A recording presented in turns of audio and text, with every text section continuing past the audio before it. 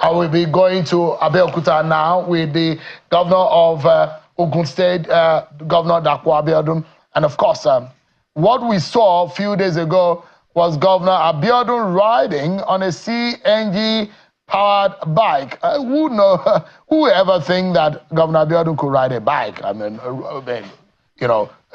driving a vehicle might be an easier path to tread as a normal Nigerian. But now, seeing him ride that caught my attention. I said, well, what exactly was going on? Governor Abiodun joins us live from the capital of Ogun State, Abeokuta. Thank you so much for your patience tonight, and thank you for speaking with us tonight, Governor Abiodun. With us tonight, Governor Abiodun. With us tonight, Governor Abiodun. With us tonight. Thank you very much, Shehu. Right, give us an insight, because I know you're one of those who led the private sector to meet with the president. The CNG, because part of the protest that we have seen started today is also one thing that the government said after the removal of subsidy, that it will do an initiative that will help Nigerians live an easier and cheaper alternative to moving around, which is a CNG alternative. And you are one of the 4 states in the country that moved fast. And 2 days ago, we saw you riding on that bike. Was that for pleasure or to show that the CNG is here with us? Thank you very much, Shehu, for having me. Yes, you saw me only yesterday riding a CNG, and actually an electric bike. But let's take a step back. Sometime last year, precisely October 23,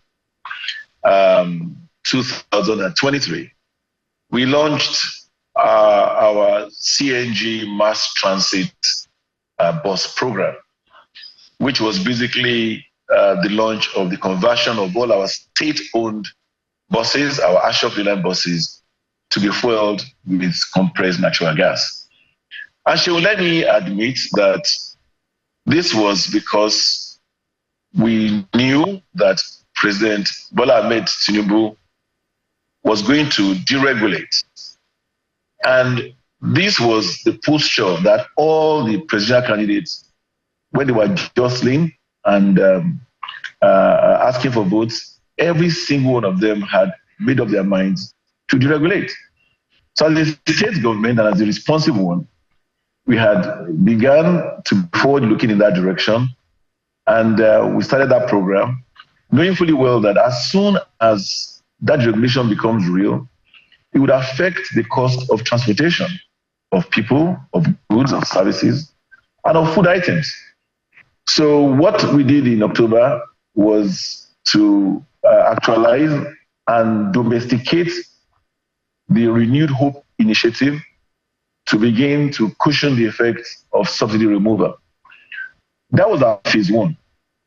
And yesterday was the implementation of our phase 2, which is our e-mobility launch, which showcased electric motorbikes, electric tricycles, CNG tricycles, and electric vehicle. So you saw me, yes, I rode, I used to ride back in the days when I was probably your age, and these are things that you don't forget. But more importantly, what we strive to achieve is to reduce drastically the cost of transportation. Because when you deregulate, and particularly at this period in time, we find that people are agitating about food prices, which is called in other terms food inflation. One of the major elements and contributors to food inflation is the cost of transporting food items. I recall earlier on today, someone gave an example that he bought yam in Lagos for a particular price, and he bought yam somewhere in Ikire for about maybe 10% of that price. And you find out that basically the difference between the cost of what he bought in Ikire and in Lagos is because of the cost of transportation of food items. So this is what we set out to achieve. And I must say that we have been very successful in achieving that objective. When we launched our CNG buses, it actually crushed, the cost of transportation of our people within Abeokuta and between Ogun State and Lagos. So we actually forced down the prices of the minibuses that are transporting people from that corridor, Mowe-Ibadan, all the way to Lagos. Now, let me give you a classical example so you can properly understand the impact of what we did yesterday. We launched the e-bikes, as we call them, and those e-bikes do not have any engines. They don't need to be serviced. All they have is a battery that's practically noiseless. And emission is zero. It means that we can now beat our chest and say that we are not polluting. And we know that pollution these days is the cause of a lot of things that we can't even explain in terms of environmental impact. Now, we are now going to drastically reduce the cost of transportation, which is a very popular means of transporting our people around here and along the nooks and crannies of our state, by about 45%. These e-bikes, all they need is to have their battery swapped. Once the bike is charged, it will power that bike for about 75 to 80 kilometers on a single charge. And we have swap stations that are strategically located around the state now. It would take approximately 2 to 3 minutes for a cyclist to drive his bike in and swap the battery for a charged one, thereby creating another small or medium scale enterprise for those people who are running those swap stations. So in one breath, we are reducing cost of transportation, which will impact food inflation. In another breath, we are reducing pollution. And also by so doing, we've created another small economy for those who will be operating those swap stations. But let me give you another practical example. We also launched yesterday a particular CNG-powered tricycle. That tricycle, a comparable tricycle powered by petrol, would travel about 120 kilometers on fuel that will cost about 14,000 naira. The one we launched yesterday will travel the same distance on CNG that will cost 1,900 naira. So like I said, all we've done in Ogun State is domesticate the Ashewaju Renewed Hope initiative, which seeks to ensure that regardless of the fact that there's been deregulation, this should provide the cushion effect that is required to reduce the cost of transportation and also Abiodun, if I may jump in quickly. Yeah, if I may jump in quickly. I'd like to know, and before I come back into the details of how these will affect or have effect on the pocket or the monies in the pocket of the average person. Why is it that it's only Ogun State that we are hearing that is doing this? This is supposed to be with yourself and your 35 other brothers, governors across the Federation, plus the FCT. This initiative was supposed to ameliorate the sufferings that the removal of subsidy should have brought to the country. Are you the only one who got the funding for the CNG and the alternative transport scheme? Well, Shivu, thank you very much for that question. I think perhaps because we have different peculiarities amongst our different states.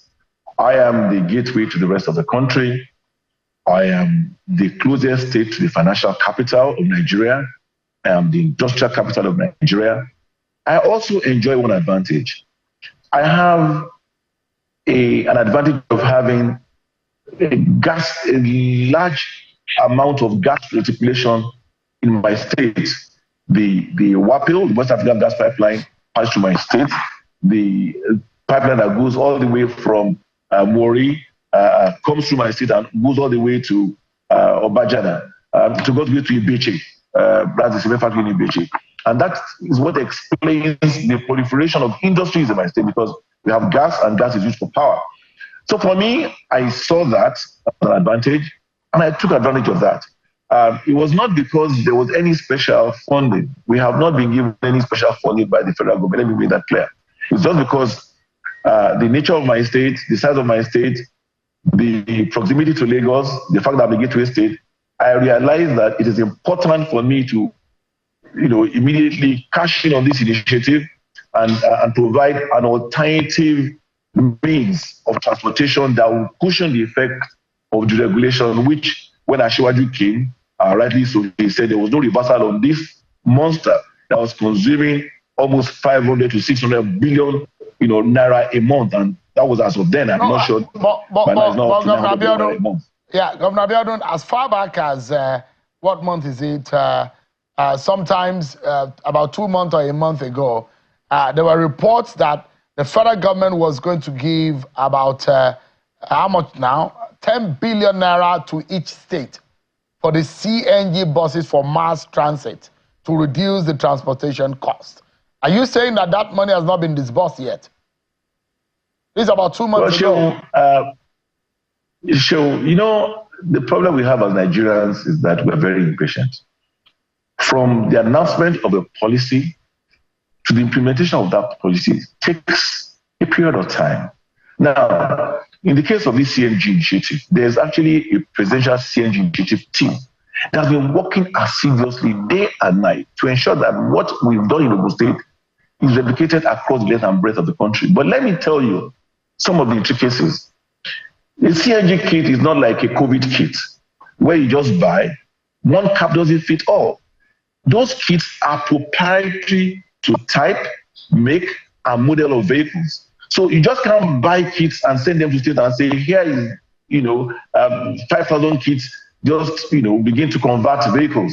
So it's taking that much time to ensure that they have a system in place, which I know they are working on now, like they did in Iran, where they have the kits for the kind of vehicles that are commonplace in Nigeria, such that you log on their site, you key in your type, make, model of vehicle, and where you are, they allocate a time to you, you bring your vehicle in, and they convert it. So be rest assured that even though I'm not trying to speak for them, but because I have the privilege of knowing what they are working on, they are working on this. And you can imagine what we've done in Ogun State, we've only done in the state that's of about 5 million people. I mean, they are trying to do nationwide, dealing with almost about 190 to 200 million people. So I'm sure that in another few months, you'll begin to appreciate the amount of time, money, work, and energy that's gone into this rollout of the presidential CNG initiative. They are working on it, and the president is particularly, keen on ensuring that this scheme is successfully implemented. And I know that the person who headed it report to the president directly because of the president's interest in the success of this program.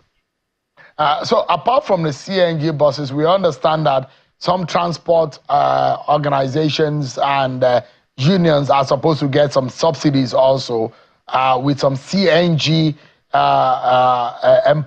enabled vehicles to help them in their transport businesses. We also know that households, about 3-point-something million of households are supposed to get 50,000 naira each. Because I know the pressure is not only on the federal government. When Nigerians are crying of hardship and hunger, the question is also on the 36 state governors and the FCT to say, what are you doing to make the purchasing power of the average person better? What are you doing to bring down food inflation and make the prices of commodities go down? The question will be, you are very close to President Bola Tinubu. You are an APC governor. The question that a lot of Nigerians will be asking, your party sold the renewed hope agenda in this agitation, and we saw that agitation on the streets of Abiodun today also. Give us a sense of what Nigerians should expect when they are really angry and saying that this is not what they bargained for. It is not hunger. It is not poverty. It is not hardship that they bargained for. What would you say to them, Governor Abiodun, tonight? Actually, what I would say to Nigerians today, boldly, is that President Bola Ahmed Tinubu has only been in office for a year and perhaps 3 months. It takes more than 15 months to reverse a trend that had permeated for a few years before his assumption of office. He pledged, he swore to certain principles and policies, and as soon as he was inaugurated, he immediately began the implementation of those very audacious, and deliberate policies. These are policies that previous administrations perhaps were not bold to implement. And these policies have been applauded by developmental banks, organizations all over the world. It would take time for their impact to begin to be felt by the common man. And he has promised. Yesterday, his minister expressed to all of us in Nigeria that Mr. President is aware of, the issues and the current realities, and he's working assiduously to ensure that he lives up to the expectations of our people. And when you look at the steps he's taken, immediately he assumed office and he announced that the regulation was real and there was no going back on it. They immediately begin to give out wage awards to all public servants. They did wage awards. Only recently, he signed off the minimum wage bill. That's a serious commitment. He began to implement students' loan. When in the history of this country have we heard of students' loan to tertiary institutions? Right now, they're implementing intervention schemes for the poor, the elderly, and the vulnerable across the entire country with a minimum of about 400 per ward. My state alone, I have 236 wards. And these schemes are ongoing. He's given out food palliative through us governors several times because he understands the fact that, yes, while he's working on the monetary and the fiscal policies that take time, for the impact to be felt, people must have food on their table. He's provided food. Now he's announced that they are removing, the import restriction on certain food items. And I know that this week, President, through the Minister of Agri, said rice must begin to be sold to people at 40,000 naira. He's provided for agri inputs, fertilizers. He's provided for maize, corn, sorghum. All within 1 year. What more do we expect from a man who we know has a proven track of knowing what to do while in office? He was governor of Lagos for 8 years. Lagos is the size of so many African countries. And so you will agree with me that the current way of election is not peculiar to Nigeria alone. Yesterday there were protests in Ghana, there are protests in the UK this week, there are protests in Kenya. The inflation is all over the world. So really, as much as I appreciate that our role as elected officers is to look out for the well-being and welfare of our people, Mr. President is doing his utmost best and he's deeply committed to it. And I believe that what we must do is to allow some time so that we can see, the full impact of these policies. The Naira has stabilized. And I'm sure that with the recent announcement of Mr. President's intervention in the Dangote and NNPC issue that was made to appear like a controversy, where Mr. President said that henceforth, crude must be sold to Dangote refinery and other refineries in Naira. That is someone who understands, having been a treasurer of one of the biggest companies in the world, understands that by doing this, it will reduce the pressure on the foreign exchange demand, knowing that 40% of Nigeria's foreign exchange is by the oil and gas industry. So you can imagine if this transaction is now being conducted in Naira, you will see that instant relief, the reduction in pressure from the demand for forex by the oil and gas sector. And I'm sure that would further reduce the exchange rate. And as that happens, you will see the multiplier effect to the economy. But the truth is that it's like the case of a woman who is about to give birth. She goes through a lot of pain, but at the end of the day, when she has that baby, everybody's happy. So I just want to plead that Nigerians give Mr. President time and all of us time as well. President is doing everything he can. He's mindful that his number one role is to provide food on the tables of our people. They're the ones that voted him in the office, and he says so many times that, look, don't pity me. I asked for this job. I campaigned for it. I spent money I invested to be president, and this is the only job I have. So, that is my message to Nigerians. All right.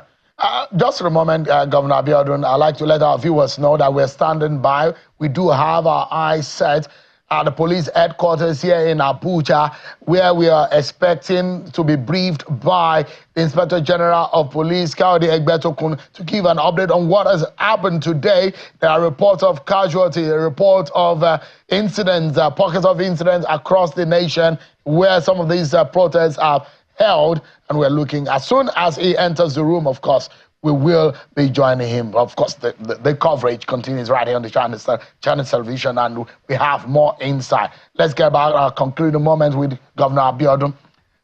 There are those who will be asking the question, cost of governance.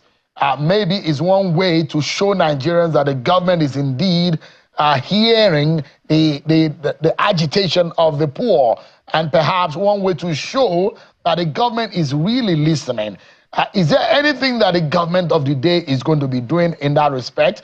And of course, there are those who also will be tasking you and your colleagues on the cost of governance, that we spend far too much to fund the life and lifestyles of those who are in power or in government, and the average person is impoverished. The data says so much about the poverty and the poverty rate in the country, and how much an average person is suffering in hardship. Well, Shehu, without a doubt, the Bola Ahmed Tinubu administration is a responsive one.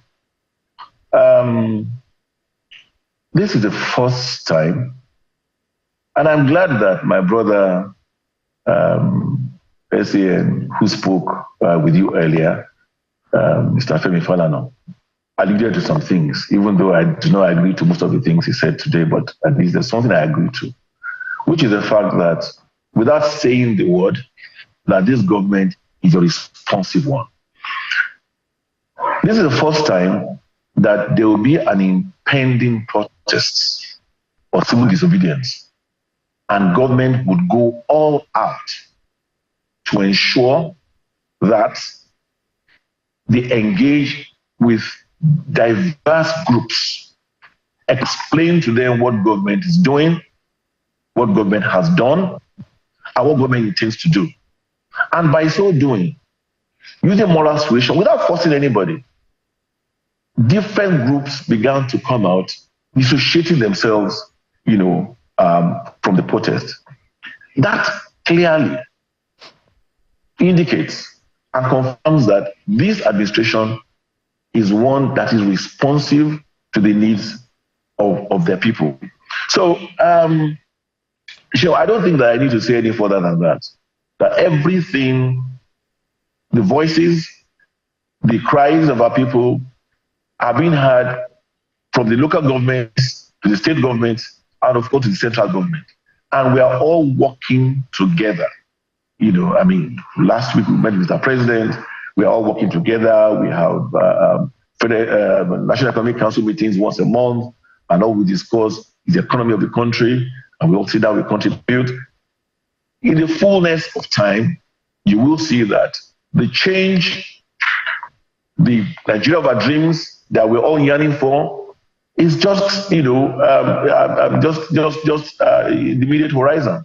So I want to plead that our people, cost of governance, we hear you, and Mr. President made an announcement. He said Nigerians should ensure that, public servants should ensure that they buy locally made vehicles. The vehicles must be powered by CNG. This is the first time we have a president who has, his fingers, on the button. He feels the pulse of our people.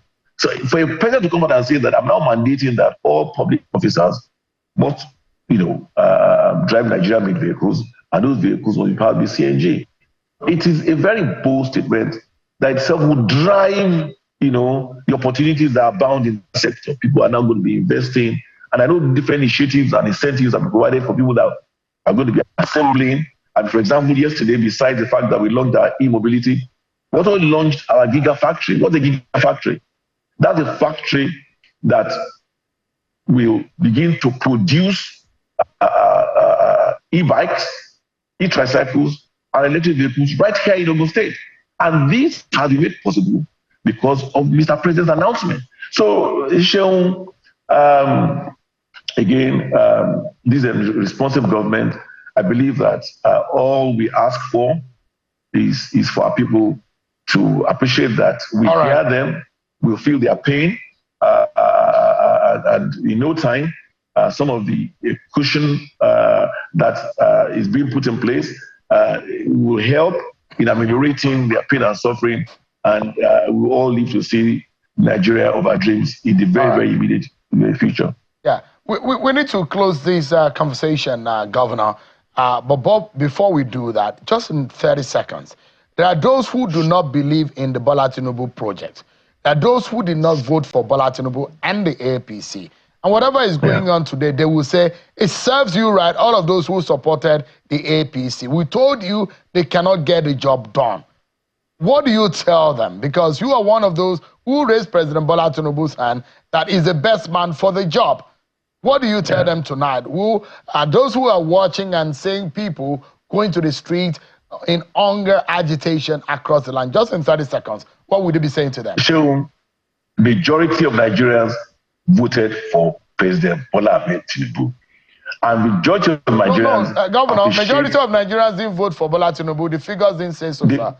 The figures didn't say so. It's one of the lowest.